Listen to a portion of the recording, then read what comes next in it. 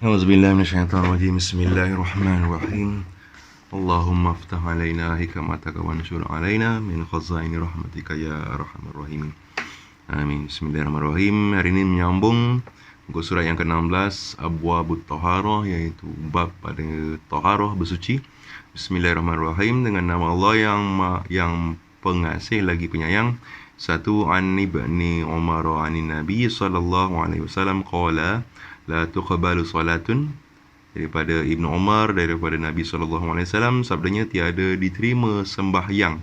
Oh, tertinggal ni. Bi ghairi tuhur, sambung, dengan ketiadaan bersuci. Sambung bacaan. Bismillahirrahmanirrahim. Abwabut tahara an Rasulillah sallallahu alaihi wasallam. Masalah yang ke-31. Nampaknya dia bersambung terus. Kalau sini kita tengok sampai 500, maknanya masalah-masalah ni dicatatkan sebagai benda yang bersambung. Kata Abu Isa At-Tirmizi memboleh. Bermula segala bab bersuci, inilah tempatnya. Semuanya diriwayatkan daripada Rasulullah sallallahu alaihi wasallam. Maka ketahuilah kiranya ya saudaraku, bermula makna taharah itu pada logat ialah suci. Logat ni bahasa yang orang sebut lah. Dan bersih. Kata Nawawi, Imam Nawawi, dan apabila mereka itu hendak mengatakan bersuci, dikatakannya at-tuhur dengan baris hadapan tuhur baris depan, at-tuhur. Dan apabila mereka itu mau mengatakannya mengambil air semayang, maka dikatakannya al-wudu dengan baris hadapan al-wudu. Adapun jika dikendaknya air yang dihendak dibuat bersuci, maka dipanggilnya at-tahur dengan baris di atas ni betul lah, barang untuk diambil bersuci at-tahur. Dan memanggil air yang hendak diambilkan air semayang itu dengan sama al-wudu dengan baris di atas waw. Ini semuanya berkaitan dengan tasrif lah, iaitu tasrif bagi masdar asal perkataan. Bab ma ja'ala tuqbalu salatin bi ghairi tuhur. Bab pada menyatakan tidak diterima solat tanpa bersuci, iaitu ni hadisnya. Dia ulang boleh sebenarnya tulis. 32, masalah bab yang telah datang ia pada menyatakan hadis tiada diterima sembahyang dengan ketiadaan suci. Ya, ini ketahuilah kiranya ya saudaraku, apabila seseorang hendak mendirikan solat sembahyang. Sembahyang ni sebenarnya bahasa Sanskrit, solat lah. Maulah dengan bersuci dirinya daripada hadas. Maka yang menunjukkan atas yang demikian itu ialah hadis yang dikeluarkan oleh Tirmizi. Demikian bunyinya. An ibni Umar an Nabi sallallahu alaihi wasallam qala la tuqbalu salatin bi ghairi tuhur. Seperti di atas. Dia kata, apakah dalil dia? Nah, ini dah dalil dia yang diriwayatkan oleh Ibnu Umar. Maknanya kita beramal dengan berdalil, bukan main hentam aja. Ikut orang sembahyang kita hentam ikut, orang ambil wuduk kita hentam ikut, tak mau ikut kita berdalil. Selagi mana mampu berdalil. Kalau tak mampu, kita bertaklid lah. Bertaklid dengan orang yang pandai lah, bukan bertaklid dengan orang mana-mana je. Wala sadaqatun min ghululin asahhu wa ahsan. Dan tiadalah sedekah daripada khianat. Ini sambungan hadis. Diriwayatkan daripada Abdullah bin Umar radhiyallahu anhuma, daripada Nabi sallallahu alaihi wasallam. Ini disebut anhuma ni bermaksud dua orang, iaitu Abdullah satu, Umar yang kedua, iaitu dua-dua ni Islam. Kalau anhu seorang je. Nabi sallallahu alaihi wasallam sabdanya tiada diterima sembahyang fardu atau sunat dengan ketiadaan cuci atau hadas, jadi cuci daripada hadas. Maka terang-terang mafhum, iaitu kefahaman hadis ini, tiada sah sembahyang melainkan dengan bersuci. Sebenarnya saya tak berapa suka menggunakan perkataan sembahyang ni. Sebenarnya sembah ni sembah lah, yang tu maknanya Tuhan, sembah Tuhan gitu. Ini bahasa Melayu lama. Solat tu lain. Okay. Kalau macam mana pun tak apalah. Dan sabda Nabi lagi, wala sadaqatun min ghulul, dan tiada diterima oleh Allah sedekah daripada harta helat dan khianat. Kita dalam bahasa Melayu kita pun sebut juga mengelat. Ini adalah perkataan antaranya. Kadang-kadang disebut sebagai elat, ain lam ta. Elat ni maksud dia sakit ataupun khianat ataupun mengelat. Mengelat bahasa Melayu tu sebenarnya ada makna sebenarnya. Bukan yang menghentam ya.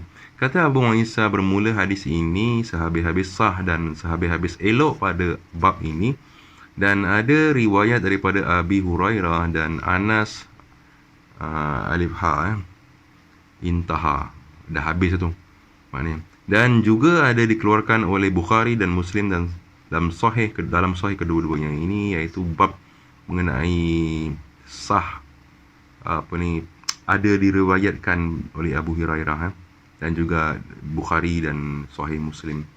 Ini maknanya hadis ni bukan hadis yang tunggal. Masalah 33, masalah bersuci itu fardu atas setiap siapa, atas orang yang, ni orang yang bukan orangeng, orang yang atau orang yang apa benda punya, berhad hari atau atas tiap-tiap, yang confuse kan, berhadas, astagfirullahalazim, titik 3 ni. Orang yang berhadaskah atau atas tiap-tiap orang yang hendak sembahyang sama ada berhadas atau tiada. Kerana didengarkan hadis dalam masalah 32 yang tadi tu, itu umum, tiada ditentukan fardu atas orang yang berhadas atau atas orang yang hendak sembahyang. Tetapi kalau kita dengarkan ayat Quran, firman Allah Subhanahu Wa Taala, "Iza qumtum ila shalah", jika kamu bangun untuk sembahyang. Al-ayah artinya apabila hendak mendirikan kamu kepada sembahyang, maka hendaklah basuh muka. Maka seperti maksudnya bersuci itu wajib pada tiap-tiap kali mau sembahyang dan jikalau tiada berhadas sekalipun. Al-jawab, jawapannya, kata Nawawi, telah berkata setengah daripada salaf, ulama salaf, orang salaf ni maknanya ulama yang 300 tahun sehingga mencapai kewafatan Nabi, difardukan bagi tiap-tiap sembahyang fardu dengan dalil firman Allah SWT itu. Kata satu kaum, betul seperti kata setengah salaf itu pada masa dahulunya, kemudian dinasahkan dia. Nasah ni dipadam. Dia ke atas sini. Dan bermula hadis yang menunjukkan atas tertentu bersuci pada orang yang berhadas itu ialah hadis di dalam masalah 289 yang akan datang. Dan kata qil ni ulang sekali, dan dikatakan bermula surah mengambil wuduk tiap-tiap sembahyang itu atas jalan sunat juga. Lihat masalah 219 ni dia akan diulang. Dan bermula yang ijma' ahlul fatwa, iaitu ahli fatwa sekarang, dan yang tiada khilaf padanya, ialah disyarakkan wuduk itu bagi orang yang berhadas sahajalah ni.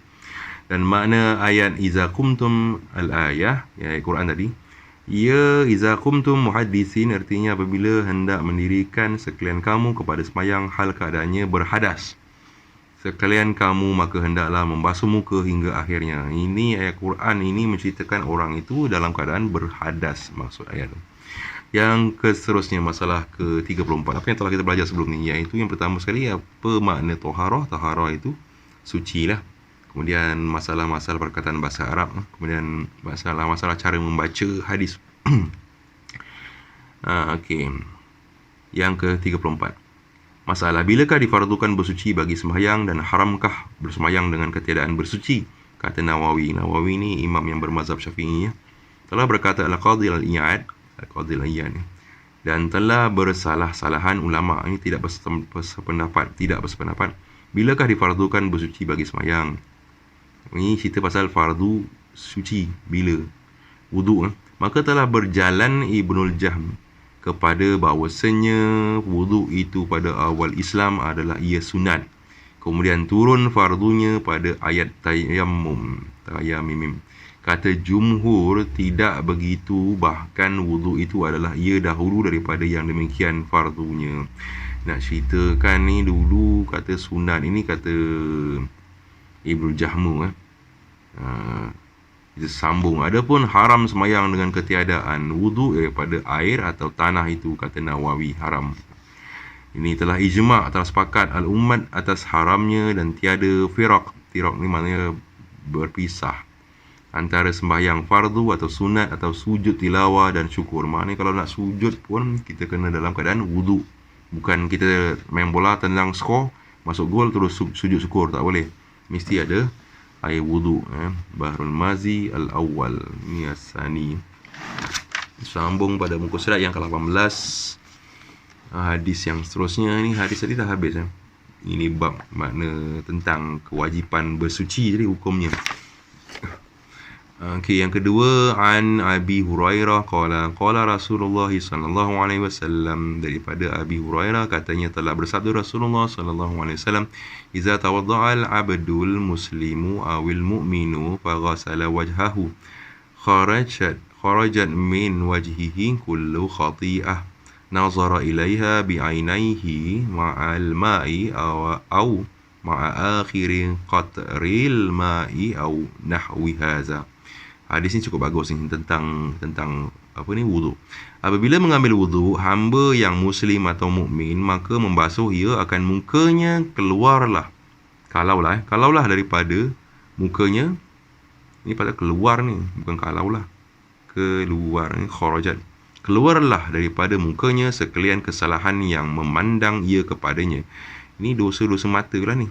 Maka apabila ambil wuduk, dosa mata yang sunat, yang kecil lah, akan terpadam dengan di dua matanya serta air atau serta akhir titik air atau seumpama ini. Maknanya bila air itu menitik, air itu kita ambil wuduk, air itu jatuh menitik, maka tandanya itu dosa kesalahan kita pun dihapuskan. Oleh itu kita mengelap wuduk yang belum kering tu adalah makruh. Ini kalau tanya siapa pun, ulama memang mengatakan hukumnya adalah makruh berdasarkan hadis ini, kerana dia kata titik air seumpama itu, qataril ma'i aw nahwi hadza, air itu menitik, air itu menjatuhkan dosa-dosa. Semayang akan orang mati, melainkan orang barang yang dihikayatkan dia daripada Asy-Sya'bi, dua pemuda, dan Muhammad bin Jarir At-Tabari daripada qaul keduanya, harus sembayangkan orang mati dengan tiada suci. Ini kata Muhammad bin Jarir At-Tabari dan dua qaul ni. Kata Imam Nawawi pula ni, Imam Nawawi bermula mazhab ini batal. Ini hukumnya batal lah, tak boleh. Dan ijma' ulama menyalahinya. Maka kalau sembayang orang mati tetap juga kena wuduk. Jangan tak ada wuduk. 35. Masalah, jadi kafirkah sembayang tak ada suci? Kata Nawawi, bermula sembayang orang yang tiada suci dengan sengaja itu berdosa ia dan tiada menjadi kafir di sisi Imam Syafi'i dan jumhur. Tetapi hendaklah takut sesungguh-sungguh, kerana dihikayatkan daripada Abi Hanifah mengatakan kufur. Ini kafir dengan kufur lain. Orang yang berhadas sembayang itu oleh mempermain-mainnya, dan dalil kita bahawasanya kufur itu bagi yang i'tiqad, dan ini orang yang sembahyang ada sahih i'tiqadnya. Maka macam dia bermain-mainkan, maka i'tiqad ini adalah suatu perkara yang boleh menyebabkan kerosakan iman, iaitu murtad. Dia tak sebut kafir. Yang menyebut kafir ni adalah hakim. Cuma kita sebut kufur. Kufur maknanya rosak iman. Kafir itu maknanya orang itu telah keluar Islam. 36. Masalah, harta khianat tiada sah sedekahnya. Ya saudaraku, adalah harta khianat, iaitu harta daripada jalan haram, itu tiada berpahala sedekahnya. Sama ada jalan haram itu dengan judi atau jalan curi atau helat, seperti kita telah sebut tadi. Jualan, jualan dan timbangan dan helat daripada penyukat atau sebarang harta, jalan tipu daya dan helah daripada pencarian yang haram, maka semuanya seksa Allah lebih hampir kepada yang empunyanya, seperti sembahyang dengan tiada suci. Jua maka kepada seksa lebih hampir, sebagaimana sabda Nabi, wala sadaqatun min ghululin, tadi yang kita telah baca yang pada di sini. Ni ke surat berapa ni? Di bawah. Mana ni? Ni. Okay, ni sama huraian. Dan tiada diterima oleh Allah sedekah daripada harta khianat. Harta khianat ni maksudnya harta yang dicuri, harta yang dirompak, tipu, jual beli secara menipu, itu harta khianat gitu. Kalau macam contohnya kita mencuri ayam, bukan betul lah. Contoh mencuri ayam, hukum ayam itu sudah haram, tak perlulah ayam itu disembelih, ya. Sudah dicuri ayam tu, makanlah mentah-mentah saja. Babu ma jaa fi fadli tuhur. Bab pada menyatakan datang tentang kelebihan fadli, ya, min fadli, kelebihan bersuci. Bab yang telah datang ia pada kelebihan bersuci, ketahuilah kiranya ya saudaraku, kelebihan mengambil air sembahyang amat besarnya sebagaimana dikeluarkan oleh Tirmizi, demikian bunyinya. An Abi Hurairah qala Rasulullah sallallahu alaihi wasallam, seperti yang kita baca tadi, idza tawadda al-abdul muslimi awil mu'mini fa ghasala wajhahu harajat min wajhihi kullu khati'atin nazara ilaiha bi'ainaihi ma'al ma'i aw ma'a akhiri qatril ma'i aw nahwaha aw nahwiha. Artinya diriwayatkan daripada Abi Hurairah katanya telah bersabda Rasulullah sallallahu alaihi wasallam, apabila mengambil wuduk seorang hamba Allah yang sambung bawah ni muslim atau mukmin, syak rawi, kita sambung baca hadis ini. Wa iza ghasala, ini wa iza ghasala sambungan, yadaihi harajat min yadaihi kullu khati'atin batashatha yadaha ma'al ma'i aw ma'a akhiri qatril ma'i hatta yakhruju naqiyan minal dhunub. Dan apabila membasuh ia akan di dua tangan, keluarlah daripada dua tangannya sekalian kesalahan yang menyerang akan dia oleh dua tangan serta air atau serta akhir titik air hingga keluar ia bersih daripada segala dosa. Hasan dan sahih, ini kategori hadis tu adalah hasan sahih. Air wuduk yang keluar jatuh daripada tangan itu membuang dosa, tapi dosa sini adalah dosa-dosa kecil, maka membasuh ia akan mukanya, nescaya keluar daripada mukanya sekalian kesalahannya yang memandang ia kepada dengan dua matanya itu dan didengar dua telinganya dan sebagainya, serta air atau serta akhir titik air. Syak rawi ni kalau saya nak kena rujuk balik semula. Syak ni maksudnya syak lah, rawi periwayat. Nanti kita akan lihat. Antara seumpama ini, wa iza ghasala yadayhi kharajat min yadayhi kullu, diulang balik semula ni.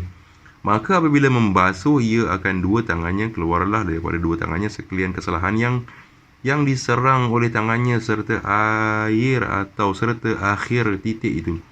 Ini sekali lagi syak rawi ni. Hingga keluar ia hal keadaannya bersih ia daripada segala dosa. Maka dengan hadis ini tahulah kita berapa banyak kelebihan mengambil air sembahyang itu sampai bersih diri daripada segala dosa. Maka anggota zahir yang memperbuat dosa itu ialah mata, telinga, mulut, hidung, tangan dan kaki. Maka semua itulah yang bersih ia dengan mengambil wuduk. Kata Abu Isa Tirmizi lah. Bermula hadis ini ialah hadis hasan, status hadis lagi sahih dan telah dikeluarkan dia oleh Muslim dalam sahihnya. Okay, kita sudah sampai ke 20 minit, cukup lah. Saya tak nak teruskan. Setiap hari kita baca 20 minit lebih kurang selepas baca Quran. InsyaAllah untuk kita akan sambung setiap hari. Kalau tidak ada kesempitan, kita akan bersambung. InsyaAllah bersambung akan datang bawah tajuk masalah yang ke-38. Assalamualaikum warahmatullahi wabarakatuh.